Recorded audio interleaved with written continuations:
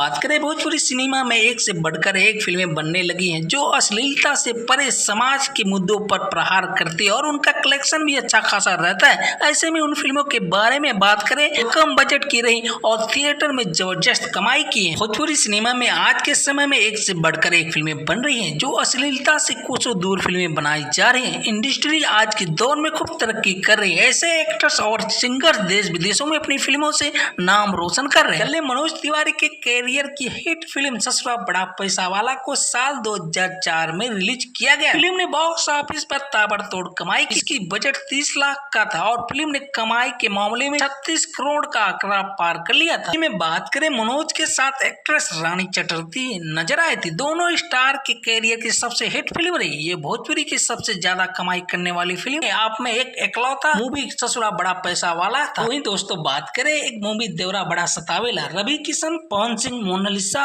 रानी चटर्जी और Pradeep Pandey Chintu star film देवरा बड़ा सतावेला को साल 2010 में रिलीज किया गया। इस फिल्म उस समय पर्दा पर हिट साबित रही। इसका बॉक्स ऑफिस कलेक्शन की बात करें 12 करोड़ था जबकि इसका बजट लाखों में था। दोस्तों बात करें दिनेश लाल यादव निरहुआ और Amrapali Dubey star film border को साल 2008 में रिलीज किया गया। फिल्म में यूपी और बिहार के सिनेमाघरों में जबरदस्त कमाई। फिल्म ने बिहार में सलमान खान की रेस 3 को टक्कर दी। फिल्म ने 19 करोड़ तक का कलेक्शन किया। और वही बात करें निरहुआ हिंदुस्तानी साल 2014 में रिलीज हुई। निरहुआ अमरपाली दुबे की फिल्म निरहुआ हिंदुस्तानी ने बॉक्स ऑफिस पर कमाल का बिजनेस किया था। इसने कुल 14 करोड़ का बिजनेस किया था। इस मूवी से दोनों स्टार्स की जोड़ी हिट साबित हुई। फिल्म अमरपाली दुबे की पहली और हिट फिल्म रही। इसके बाद से लेकर आज तक दोनों एक्टर साथ में ही नजर आए। खेसारी लाल यादव और काजल राघवानी की हिट फिल्म मुझसे एक मेहंदी लगा के रखना भी रही। ये ब्लॉकबस्टर रही। इसने बॉक्स ऑफिस पर 14 करोड़ का बिजनेस किया था। इसे साल 2017 में रिलीज किया गया। दोनों की केमिस्ट्री को काफी ज्यादा पसंद किया गया। इसके अलावा इस जोड़ी के करियर की सबसे बड़ी संघर्ष को माना जाता है। दोस्तों वीडियो अच्छी लगी हो तो वीडियो को लाइक और चैनल पे नए हो तो प्लीज सब्सक्राइब करना ना भूलें।